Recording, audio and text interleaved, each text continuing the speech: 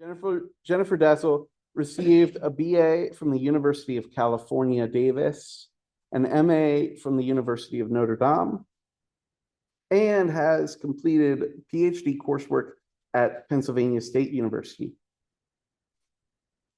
With a career spanning over 20 years, she's written 2 books, has a hit podcast called ArtCurious, and nearly 15 years as a museum curator and art gallery professional. Jennifer is passionate about making art accessible to everyone. Her newest book, The Club, is about a little-known story of the American Girls Club in Moulin Rouge era Paris. You definitely should buy it. And Jennifer, thanks so much for being with us. I'm going to turn things over to you. Thank you, Corey. Thank you so much for having me. I really Yeah. appreciate it. And I'm so excited to be here with everybody today. I hope everyone can hear and see me all right. Of course, flag down Corey. We can make it happen if you need anything. Let me go ahead and start by, okay, excellent. I love a good thumbs up. Let me go ahead and start by sharing my screen so I can get my images. It's really funny. I'm giving a few talks over the next few weeks. And it's funny to me how many times that I mention to folks that I'm going to do a PowerPoint that they're like, oh, images? And I say, well, I am an art historian. It's usually helpful to have images. So I'm excited that I have the opportunity to show you some today. So again, I am so pleased to be here with you all. And I wanted to come to be able to tell you a story of this very special place in a very specific time period, which is the Belle Époque in Paris, that so-called beautiful era of Paris that was between 1870 and the beginning of World War I in 1914.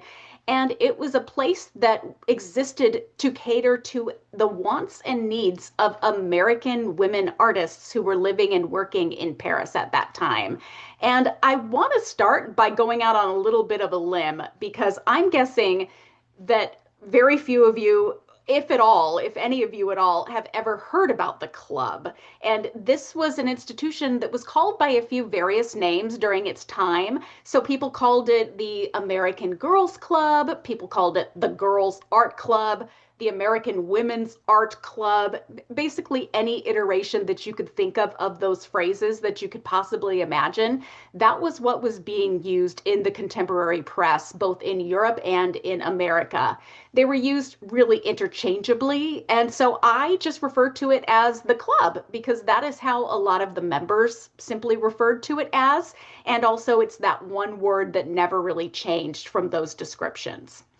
So I'm guessing that it's likely that many of you have never heard of the club, and you would not be alone because when I first heard mention of this place, when someone first told me about the American Girls Club in Paris, I thought it sounded like historical fiction. And so this is what I imagined. I had my lovely AI image generators come up with fake book covers for me because it just sounded like this romantic romp. And then when I realized, oh, it is a real place, I sat down to Google it. And I promise you, 99% of my search results were about American Girl dolls, which I've got to say, as an 80s baby, it brought me a lovely sense of pleasing nostalgia, but it's definitely not quite what I was looking for. And I personally had 2 of the dolls in this picture, so it hits me right here. But I was really surprised when I did learn that, yes, there was actually a place that existed during the Belle Epoque that for just over 2 decades successfully sheltered and supported a whole generation of American women artists. And that the beautiful building that the club existed in is still around today. I was really excited to hear this. And so I wanted to show you these pictures. I'll be interspersing the pictures of what the club actually looks like today with the historical ones here and there as we move forward. So I'm talking about the specificity of a place that was for American women artists. And for me, I think that specificity is really what first grabbed my attention because that's what really gave its purpose. It was supposed to be a resting place, a safe space, a community center, really a community itself in general for American women who were coming over to Paris for the first time as en masse as a generation to study and work in the visual arts. And as an art historian whose specialty in French painting really backs up explicitly into this realm, I was really shocked that I had never heard of the club before. But then, of course, I learned that very few people had. So I thought, what better time to change that? So I am so excited to be here with you today to introduce you, hopefully, to the club. So, to truly understand why the club existed, why it was necessary to be formed, I want to delve into the very particular needs that American women artists had in Paris during this era. And there were actually several. The first is that they had financial needs. Though women from every social strata in the US basically came over to Paris to study art, it's really that last most important concept of professionalization. Before you became a real working artist, you just had to go to Paris to study art, attending a little atelier or a Parisian art school. So even though women from all social strata came over, it is fair to say that most of them were not completely wealthy upper class women, although some of them were. And then, regardless of where you're coming from and your background, moving abroad, even on a temporary basis, for a few months or a couple of years, it was not an inexpensive prospect. So, not only did you have to have things like your transatlantic steamer fare to consider, luggage costs, all of that, but then women had to reckon with the fact that once they arrived in Paris, their art school fees were typically double those that were charged to their male counterparts because instructors figured that the higher cost would weed out who they literally called in the press, lady hobbyists. So it was assumed that women who came over and really wanted to pursue a career in the visual arts would pony up for those fees, and they felt like it was worth it. And they did. They did do that.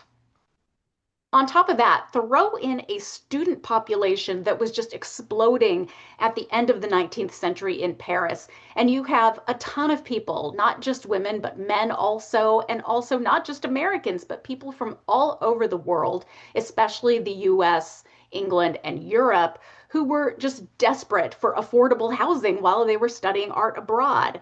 And then, of course, take in the fact that the ones that were considered suitable and safe for women were, of course, more expensive. And then think, people also want to have the occasional hot meal. And all of a sudden, you get a sense of the budgetary restrictions that women, especially, were under when they were living during this period in Paris.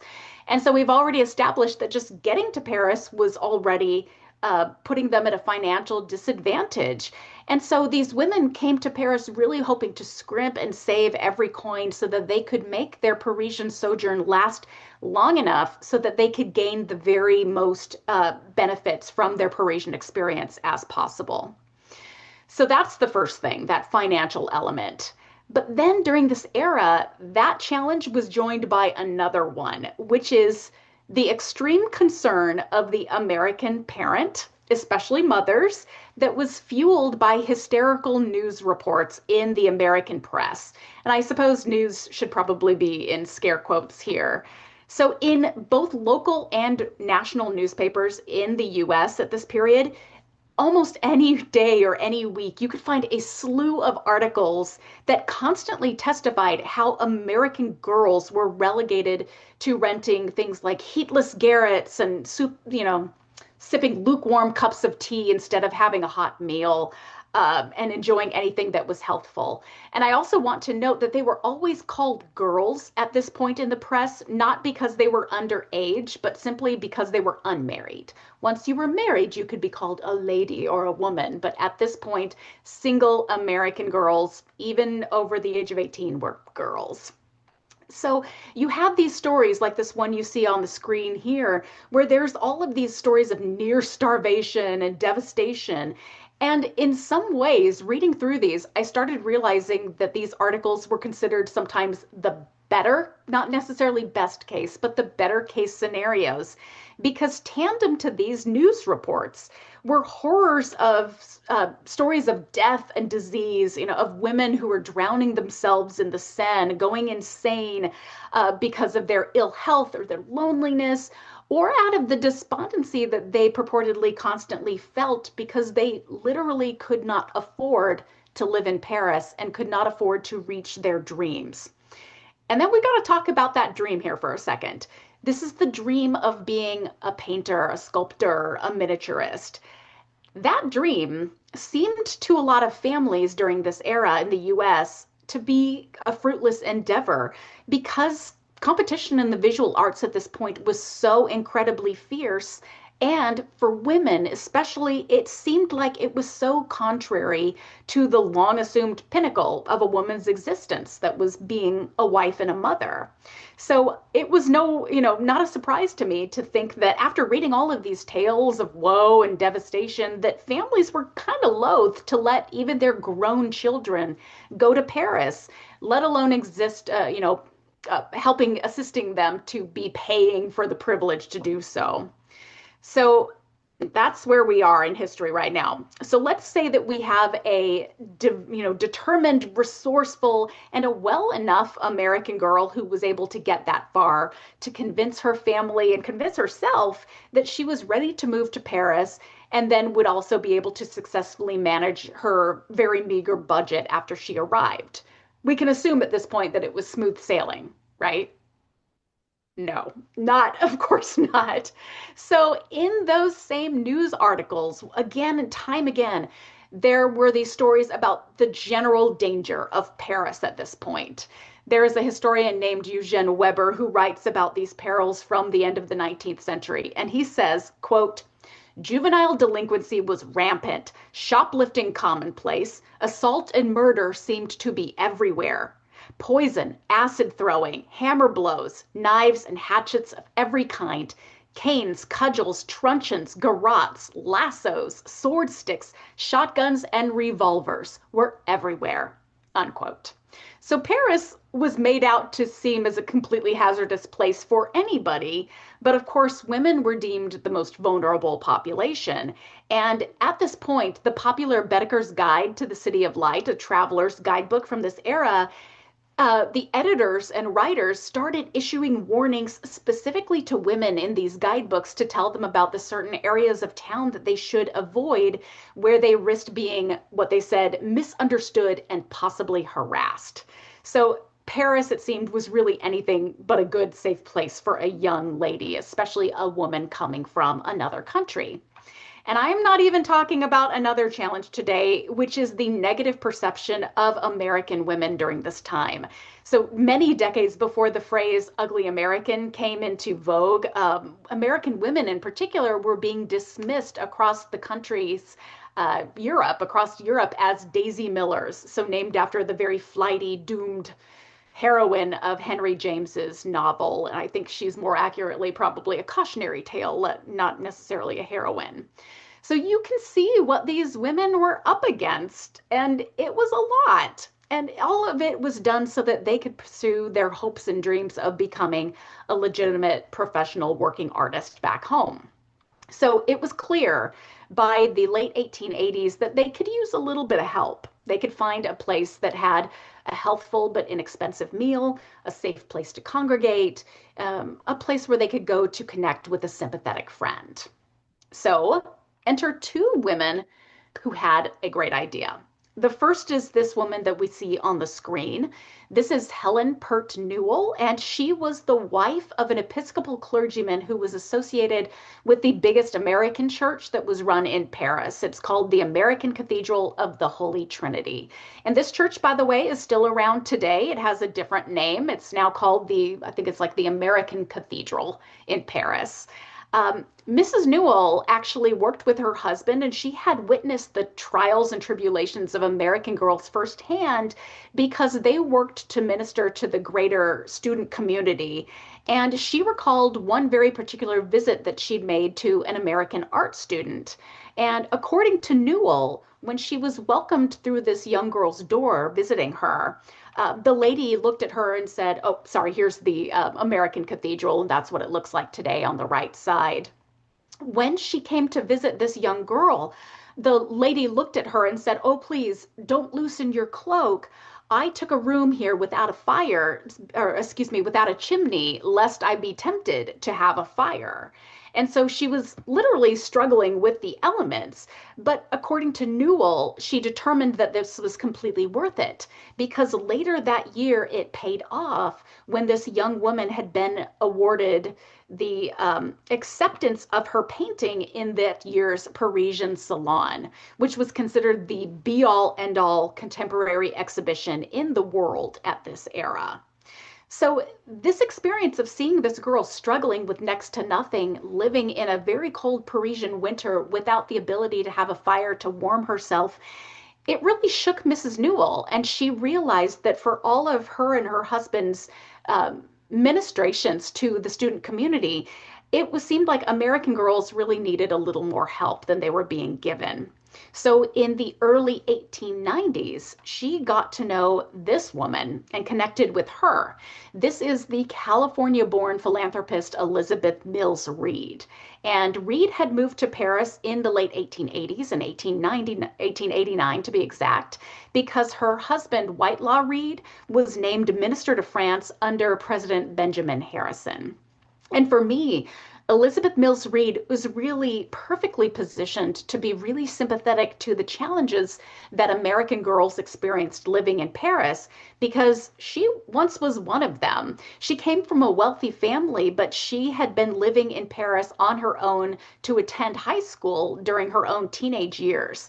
And then at this point, as you can see in this picture, she also had two young children, including a young girl. So she had this idea of what it was like to be in a role to support young women, having a young woman growing up in her own home, and then having once been a young American girl in Paris.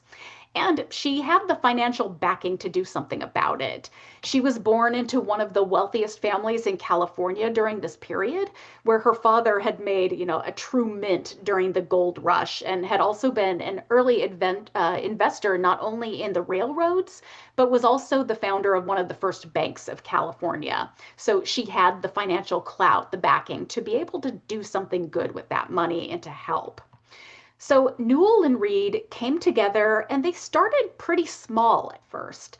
So in 1891, in a little apartment on this street, the Rue Vavin in the Latin Quarter of Paris, which is the student sector, they opened a really small gathering space in an apartment where any American woman, the determination was it could be any American woman between the ages of 18 and 45 who was studying either art or music in Paris could come at any point during the day and into the early evening and have a warm cup of tea, and they could read the English language periodicals that they made sure to stock in their little meager library. And then Mrs. Newell's husband, the Reverend Newell, could come in and lead co-ed church services on Sundays. And then the women really envisioned this as a little tiny community center, a place where young-minded American girls could come and enjoy a happy and safe place to gather and, enjoy some free sustenance. So, of course, also being able to speak the same language, it was all part of the bigger picture. And so this is the beginnings of what soon became known as the American Girls Club in Paris. And when it opened in 1891, it very quickly became a word of mouth sensation in Paris.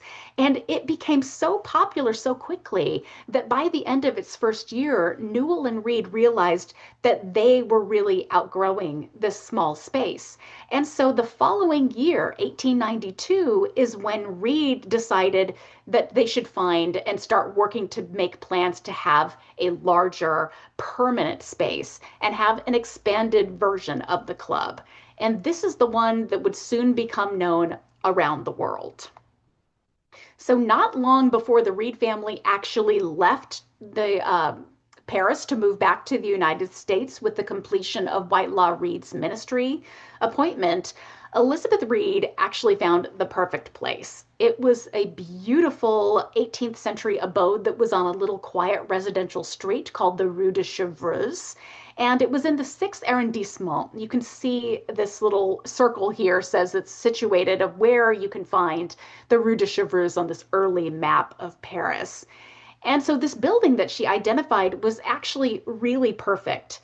It was located right around the corner from several art schools and ateliers in a very popular area that had a lot of the things that an art student would need. It had several very well-stocked art supply shops, inexpensive cafes, and it was also pretty close, less than a mile to the Luxembourg Gardens, which was a really one of the prime locations in the city where students would go to sketch en plein air, out in the open, which was thought of as a nice free alternative to going to an art museum like the Louvre, where you did have to go buy a ticket to study from, the ancient sculpture there. And so the Rue de Chevreuse building also had the benefit of having recently been a boys' boarding school, a Protestant boarding school. So it was already properly outfitted at this point to serve the needs of several dozen individuals who were living on site. And on top of that, the building was just nice looking. It was very eye-catching. It had 4 stories at this point, and it was described in the contemporary press as a rambling old structure of almost 100 rooms. It's a little bit of an exaggeration. It wasn't quite that many. But this is an image of the exterior from the courtyard, and the building wrapped around on 3 sides of this little flagstone courtyard. And it had these wonderful wisteria bedecked balconies and verandas that overlooked the courtyard and into a garden that was beyond. So when she saw this, Reed leased the site immediately. And she paid for a small round of renovations to kind of spruce up the property. I think especially because boys had been living there recently, to clean it up. And then this newly inaugurated and upgraded version of the club was then opened in the fall of 1893. The Rue de Chevreuse property really, I think, improved upon Mrs. Newell's early vision of the club, and that was exactly what Elizabeth Mills Reed had wanted. So to begin with, we can see right off the bat that this was a significantly larger space. It wasn't just a small apartment, it was a whole building.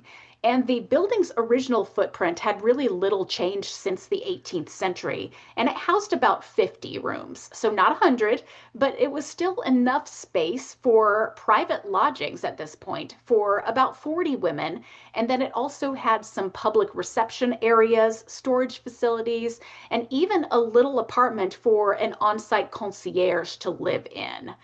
And the public spaces in particular were really beautiful. It had a very inviting library that was carried over from that small apartment, and a reading room. And they were some of the most sought after locations, not only for club members to come visit, but also their friends, their families, the greater expat community really came and wanted to make a use of this beautiful space. So the library, this gives you a sense of what that little garden looks like. There was some construction going on last time I was there and took this picture, but it gives you a sense of those 2 stone pillars with those urns on top with the flowers looking into the garden. In the club's earliest days on the Rue de Chevreuse, the library that it had about 600 books. It only grew from there. And they said in particular there were 2 important sections. One was about French literature, and the other one, of course, given the subject matter that these women were studying, was all about art and art history. And that was per a description that I'd read in a 1909 article in Town and Country magazine. So as I mentioned, the library was later greatly expanded, especially once we head into 1910, 1911. But from everything that I found in the contemporary press, I think this 1890s version sounds especially cozy because people were always talking about it having a glowing fireplace, and there were rocking chairs that were set right next to it. And then the reading room nearby supplied, just like in that earlier version, French and language periodicals across this large central table that women would sit at and write letters back home or take French lessons. Although I also think, I'm wondering this picture especially, I'm wondering how staged it is. It looks pretty staged to me, because from what I've read from the letters and correspondence of these women who lived at the club, it seems like not a lot of spare time was had to really peruse those periodicals in the library, because one resident named Alice Morgan Wright wrote in a letter to her mother in December of 1909, and she said, We have all the American magazines and periodicals here at the club in a large library, but no time to read. So I think the busy life of an art student really didn't allow for such reflection and reading leisure time as much as maybe the founders had hoped. Helpfully, I think the reading room also contained a bulletin board that was brimming with all kinds of useful information, like church services and sketching classes, addresses of local dentists, doctors, French teachers, other boarding houses, apartments and student sales. So we can see that the club really functioned not only as a community within itself, within its walls, but also functioned as a hub connecting its members to the greater Parisian community and the communities that were outside of those walls itself. The club's rooms, they had three different sizes. You could rent the standard sized one for about 35 francs a month, but then you can rent what I think of as kind of like their version of a garret, a student garret is just about 25 francs a month. So that average cost of 35 francs equaled at this point just under $7 a month. So, at a time where Paris was still considered very solidly unaffordable in the late 19th century, this was a steal. And even the people who were really working so hard to manage their meager budgets felt like this was an absolute bargain. And that was one of the reasons why the club became so popular and so renowned in the press, was people were so excited that these lodgings could be had and they were good, decent, safe places for women to be, but at such a low cost. This, of course, it's kind of like renting an apartment today. Most of the time, it does not include your utilities. So it did not include coal or wood for heating. You did have to buy that yourself.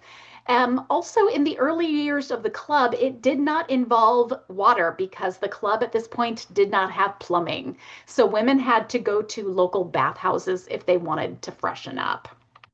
And the rooms themselves, though they were quite nice and affordable, they were pretty bare bones. So they offered a futon for sleeping and not much else. So it was really too little luxuries outside of the lodgings that formed what I think of as the central club experience. And that was its afternoon tea that was held every single day at 5 o'clock, and its on-site restaurant. That was one of the big things that Mrs. Newell and Elizabeth Mills Reed wanted, was to be able to have a high-quality restaurant on site where women, either members living on site or living elsewhere, could come in and have any meal, breakfast, lunch, or dinner, all from whom the press referred to as trim, spotless woman servants.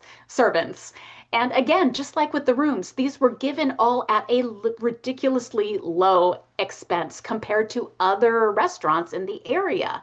And again, this caused so much of a sensation that US news reports during this era actually printed menus, not all infrequently, alongside currency conversions so that Americans could read about their friends and daughters eating things like beefsteak garni and mashed potatoes for the equivalent of just 8 cents for the beef and 3 cents for the mashed potatoes.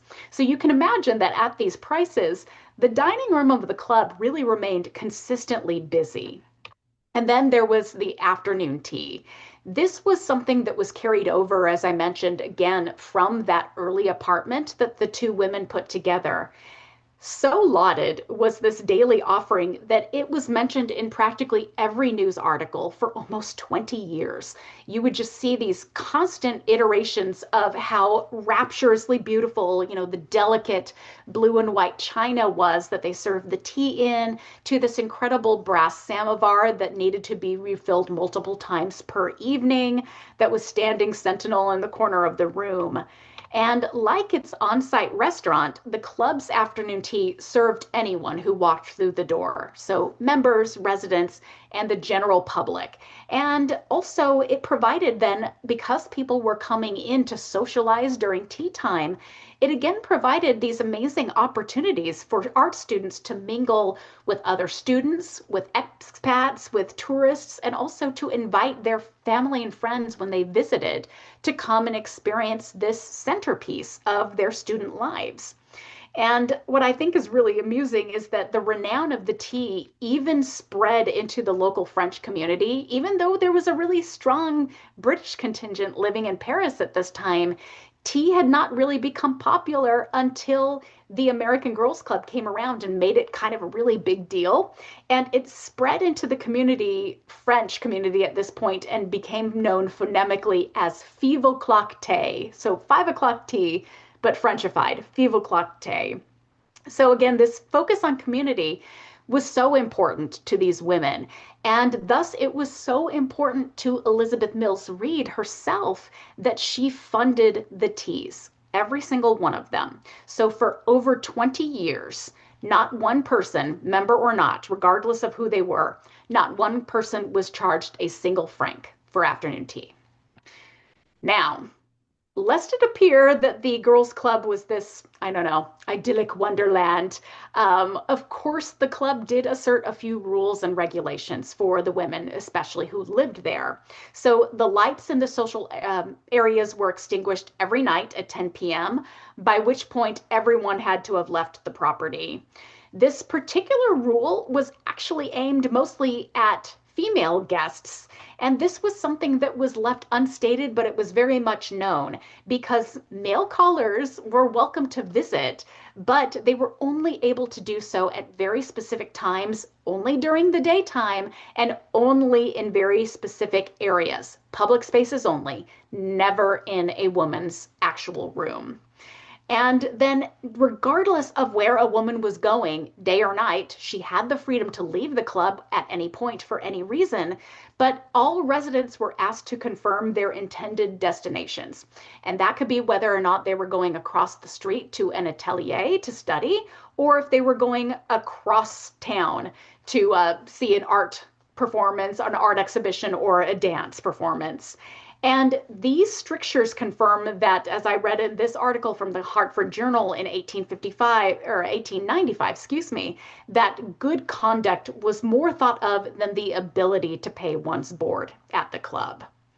And I think what's most ingenious is that just like how newspapers were reporting about the menus and how much things cost at the club, newspapers also reported these rules in many cases. And I think that was a really savvy move because it further endeared, especially American parents and families back home, that these women were guaranteed this certain modicum of safety. They were being supervised, they were being looked after and cared for living in Paris. And so they called the club this particular ark of safety for American women. And so at this point, it was really considered the very best place that American woman could come and stay while she was in Paris. And so for over 20 years, while it was in operation, the Girls Club functioned at or near capacity the entire time. So it was really viewed as ideal across the board for parents and for these American girls. And club life became so cherished really quickly that it featured, especially tea, was featured as the center point of a lot of the artworks of the women during this era. So this is unfortunately the only image that I could find of this work by Ida Sedgwick proper that is now lost. And also a lot of women were also showing not just tea time, but very famously the club's beautiful gardens and courtyard. So for example, this is my favorite painting. It is actually the cover of my book is a little zoom in of this image, which is by an artist that I profile in the book named Anne Goldthwaite. So I'm showing you a little bit of that courtyard and the building here today. So here's a picture of Anne Goldthwaite, by the way. Of the many benefits that I think the club really showed to American girls, of course, all of those money-saving practicalities were top of mind. But we can see also that this sense of community, of belonging that the club automatically provided was really, really important. And again, it wasn't just the community within the walls of the club that was so great, but the way that this allowed women greater access to the cultural community of Paris, French people in general, and American expats. And I have some wonderful examples in the book of these mixing and matching of people from these communities and how these women experienced it. So, taking Anne Goldthwait for an example, she was an American Alabaman painter who moved to Paris in her 30s. And within just a few days of lodging at the club, she stayed there for several years, she was introduced to none other than Gertrude Stein, the famed American writer and also famous art collector. And so Goldthwait became friends with Gertrude Stein and became a semi regular visitor to her very famous evening salons, where Gertrude brought in people like Henri Matisse and Pablo Picasso, and also was able to show their works like we're seeing on the screen here. And so it's interesting to see that even though Anne Goldthwait never really called herself a modernist per se, you can watch her artwork developing and changing considerably during the several years that she was in Paris as she started kind of absorbing the things that she saw there. And so that's a really fun example of how you can see that their times in Paris, their experiences were really affecting and things that they were internalizing and using to their own benefit in their art world. And then on top of that, many club members also sought instruction from some of the biggest artists of their day. So that included a lot of expat teachers, like you're seeing here, people like Frederick MacMonnies, who really taught an entire class specifically for women in Paris. But also in the case of one of my favorite artists from this period, Meta Warwick Fuller, taught or received mentorship from none other than the great Auguste Rodin, really the most highly sought after artists of his time. And so just like in Anne Goldthwait's example, we can watch during this period Meta Warwick's works change and become more self-assured, more interesting, more roughly handled, like Rodin's works in some cases. Most importantly, though, the members of the club really used their opportunities to make their own connections for bond building with one another, but also with other art patrons, people who might be interested in supporting their arts. And in late 1893, just a couple of months after the club opened at the Rue de Chevreuse, a large group of students got together and had a really compelling idea. And that was that they wanted to showcase their own artwork and have an exhibition there. So a plan came together really quickly. They would show American Girls Club members' artworks, have a little reception, and even a dance. And so they opened what soon became this incredible highlight every year of the American Girls Club. They called it the American Women's Art Association Exhibition. And this became so well received, just like the club itself, that it was automatically the cornerstone event of the entire year. And the American Girls Art Association was formed specifically, the American Women's Art Association, was formed specifically to manage this. And this is a little bit of a news report that I'm sharing with you about the first art club exhibition that talked about how it was well received and that the girls were so looking forward to it and that they were being critiqued by some of the best artists of the day, and they had a good string band who followed the evening and gave them a good dance. So it sounded really quite wonderful. So the American Women's Art Association was formed at the club specifically to manage this event and to help manage sort of the logistics of what it was like to be an American woman wanting to show and sell their works, which is another thing that they could actually do on site, is sell their own works. And just like with the club, the American Women's Art Association grew at an incredible pace. And some of the biggest names, female artists of this era from the US, actually became part of this. And that included people like Mary Cassatt, Mary MacMonnies, Gertrude Vanderbilt Whitney, who formed the Whitney Museum. All of these women and many, many more that you're seeing on the screen became part of the AWAA. And in the case of Mary Cassatt, and for just an example, some of them held leadership positions. And Cassatt actually served as president of the AWAA from 1898 to 99. So in these roles, people were coming in and making frequent visits to the club at 4 Rue de Chevreuse for any meeting, budgetary reports, exhibition planning. And so all of this just further exposed these young American women to these well-established artists who had come before them, and also these larger segments of the Parisian artistic community. And so I can think that this led from everything from, passing comments of support to mentorship and tutelage among these women, which is quite important. And as I mentioned early on, a lot of these exhibitions functioned kind of like student art sales. And by around 1910, the American Girls Club managers really had seen how popular these exhibitions were, and they were determined to have a more ongoing area for support for the AWAA, not just a once-a-year art space. So at this point, going into about 15 years that the club had been opened, they allowed the AWAA to open a sales room. So again, think about how important this would be for this further professionalization of American women, especially young students who were looking to finally get their boots on the ground. That year, 1910, actually, I think not coincidentally, Elizabeth Mills Reed decided that she wanted to pay for an extensive renovation of the club's property with the intention of increasing the number of women who could lodge there at any given time. So she was wanting to up the capacity of the space, but that is not all that she wanted.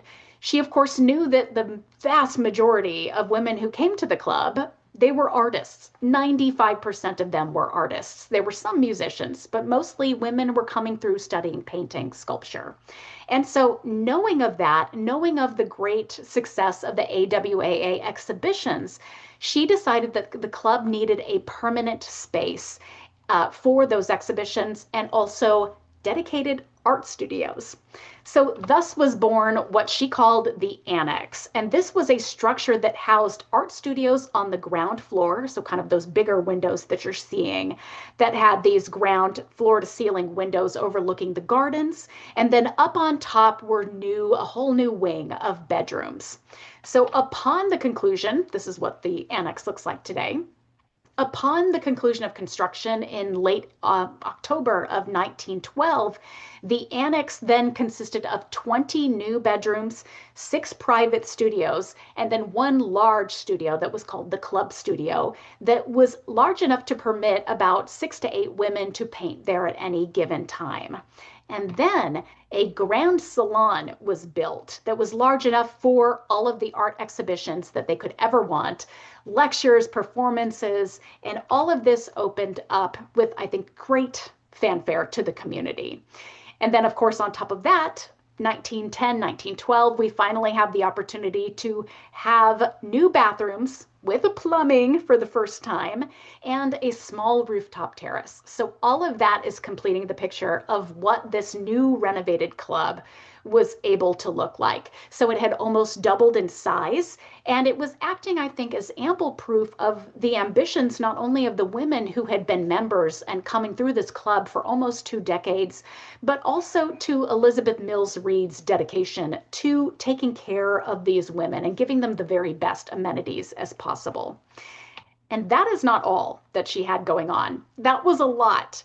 But on top of that, she finally, in 1911, after almost 20 years of leasing the space, finally purchased the property. So we have this freshly renovated, brand new, finally owned club, and it was ready to enter this wonderful new and glorious era for American girls. Of course, history had other plans, and American women only were able to really appreciate the brand new, fresh version of the club for just a little over a year before World War I was proclaimed in the summer of 1914.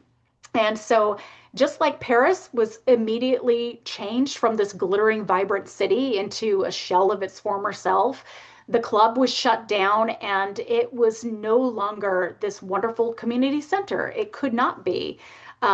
The majority of residents found their ways home to the US in particular extremely quickly, though apparently a few very scrappy women stayed on site until they were actually kicked out by the on-site proprietress.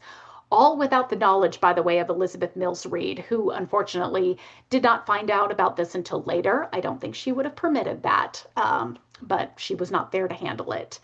But just because the club was dark did not mean that it needed to go unused. And so, even though she was not able to provide it to American girls at this point, Elizabeth Mills Reed eventually handed the property over to the American Red Cross, and they transformed it into an American hospital for the duration of the war.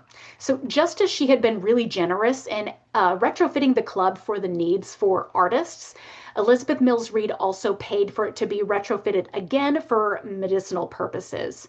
So all of those beautiful studios were actually transformed into sick rooms, pharmacies, a bay for sterilizing equipment, and the grand salon that was supposed to be for all of those art exhibitions became an operating room. And all of this was going on, but while it was happening, Elizabeth Mills Reed, she made visits during the war to visit these soldiers who were on site recuperating there, like you see in this picture. But she never really lost hope of the building's original purpose. And all through the war and even into the early 1920s, she was still thinking about what she would do with it after.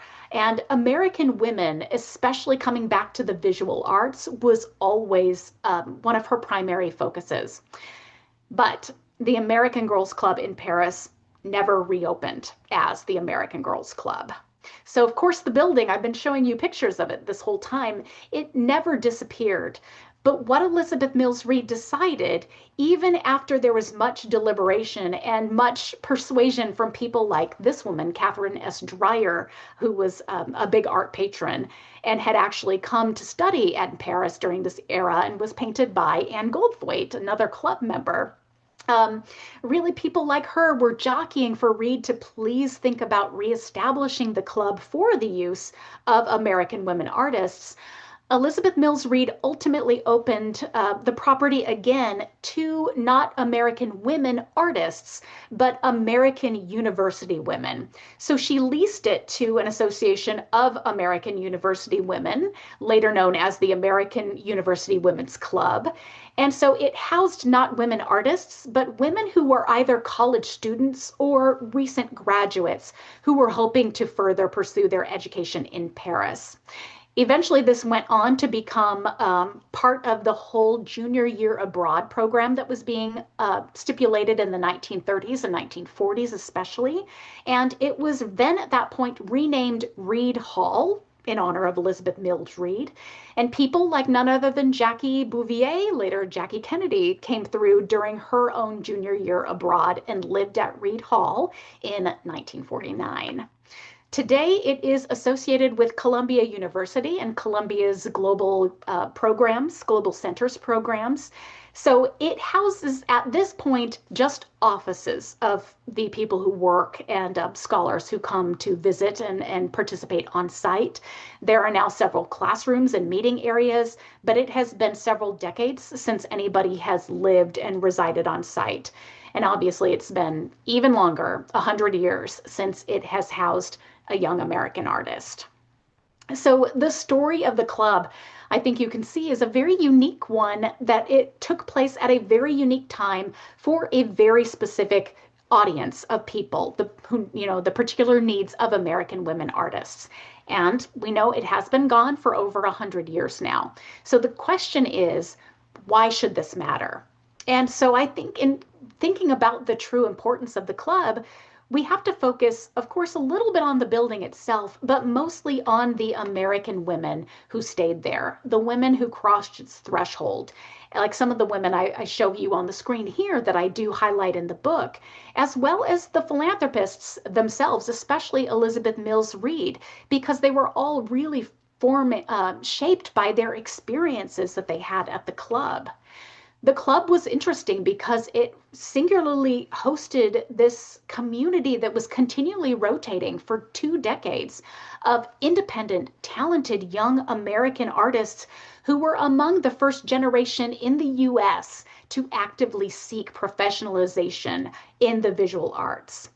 And in an article about Anne Goldthwait, one of those artists that I've talked to you about, There was a reviewer for a magazine called International Studio who said, quote, in spite of isolated women artists in the past, like Mary Cassatt, it is not too much to say that this generation is the first to develop the fine arts in women in America.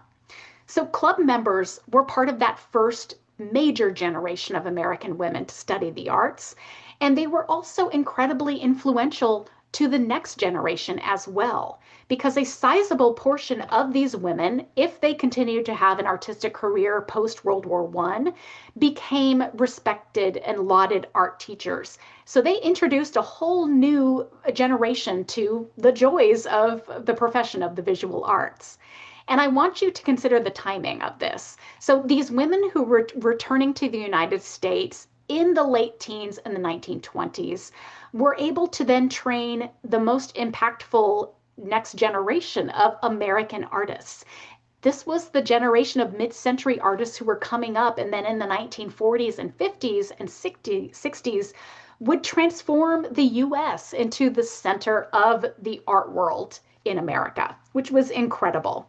So returning to Anne Goldthwait again as a number one wonderful little example, she taught at the Art Students League for about 30 years before her death.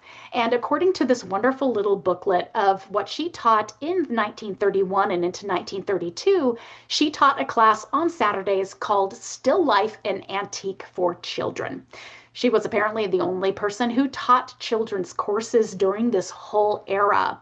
And in this particular class, there was one little boy who loved it so much that he came back and then started taking drawing and painting classes with Anne Goldthwait before moving on to continue to take even more classes at the Art Students League. And that little boy grew up to be none other than Stanley Kubrick, of all people, one of the most important, I think, foundational film directors of the 20th century. Even though he wasn't a visual artist, a painter, sculptor in that way, I think we can say that as a filmmaker, this is truly someone with a really undeniable flair, visually speaking. So the women of the American Girls Club in Paris, and I think the understanding of their situations, their contributions, both major and minor, to the development of American art is a subject that I think has really been long overdue for reconsideration. So now it's exciting that we get the chance to bring them and think about their hard lives of effort and recognition, all of their lives. We get the chance to bring them more into the light. And I think there's something that has to be said about places that have singularly provided them safe and creative spaces that these women could call their own, where they were able to find comfort and common ground and have this safe space where they could forge their own paths. I think there is such wonderful beauty and purpose in a space like the Girls Club where they can make all of this happen. I think inspiration and comfort in the existence of those places. And especially in our own time where the arts and also the experiences of women, education in general, are sometimes neglected or belittled or just seen as unimportant considering other elements. I think these spaces are just as important now as they were in the late 19th century. So I want to end today by saying that I hope that all of us can be lucky enough to find such a supportive space like this. May we find a club like this for all of us. So thank you very much. I hope that you enjoyed learning about the American Girls Club today. And thank you again for spending part of your afternoon with me. I appreciate it. So Thank you. Yay, Corey. It was really fun. that was great. Really good. Anybody have questions for Jennifer? I don't There's have a question, but I yeah. do. I just finished the book. Oh, thank you for reading. Well, and I listened to it, and you did a fantastic job in narrating it. Thank And you. I never heard of it. And as an Okay. artist and a young woman who has, when I was young, I always identified as an artist. I Yeah. found it very interesting, and I live outside of Baltimore, so I do plan to do a trip up there to see. I can't think of her name, who was from Maryland and Baltimore, and I thought Yes. it was pretty fascinating that she's right here, and that we get a chance to go and see it and recognize Yes. that she Her was a name is great American Grace artist. Turnbull, and she was really interesting. So I hope you can see her work. Yes. So no, I appreciate it. When I think I volunteer at the Dell plane. And so Oh, when I saw it, I'm like, oh, I could drive there, but I think I'll just hop on and take a look. So thanks. thank you. I really appreciate you listening to it too. It means a lot. Thank you. Yeah, I did enjoy it. It was Good. definitely as I kind of think I said to someone, I said it was so much information. And it's important that women all ages understand what life used to be, and Yeah. we can never go back there, and we have to stick up Yes. for ourselves at all times. Exactly. Yeah, Exactly. There's always a need for that and to have that that's right. community and the support that we can all provide to one another. Yeah. Oh, I agree with Absolutely. you. So thanks. Thank you. Yeah. Thank you. Thank you, Beth. Any questions out here?